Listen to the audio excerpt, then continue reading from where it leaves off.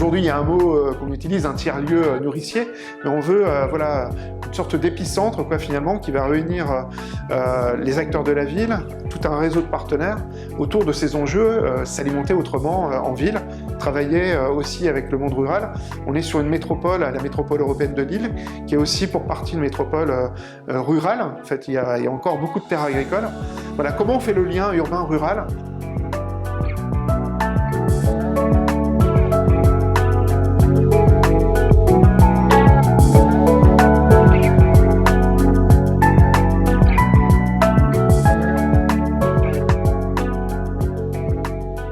Là, le but avec Xavier, c'était donc de travailler avec les élus, de commencer à définir un peu le contour et les orientations politiques à travers cette stratégie alimentation. Et en parallèle, en fait, pour mener à bien ce projet, on a lancé une consultation qui est en cours. Donc on espère pouvoir recruter le bureau d'études début octobre. Mais l'idée, c'est que le bureau d'études puisse nous aider à définir ce projet, à structurer le noyau dur, tous les acteurs qui sont sur le territoire et en dehors du territoire. Parce que le but de cette maison de l'alimentation durable, c'est que ça soit un projet à rayonnement métropolitain.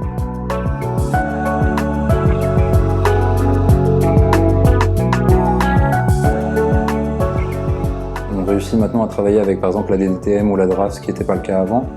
Donc l'idée, c'est vraiment que chaque acteur puisse être partie prenante dans ce projet, alors forcément à des niveaux d'engagement différents, mais aussi qu'au-delà de nos statuts, les personnes qui sont dans ce lieu soient considérées en tant que personnes. Et en fait, on gagne énormément de temps avec des liens comme ça, plutôt qu'avec des processus classiques. Je pense que c'est vraiment un gain de temps et c'est beaucoup plus plaisant de travailler dans ces conditions-là. Et c'est vrai que la question de travailler en mode projet, de travailler en transversalité, on va dire, c'était un peu mon rôle en tant qu'adjoint en charge des transitions de porter aussi ce travail en commun et ce travail en transversalité.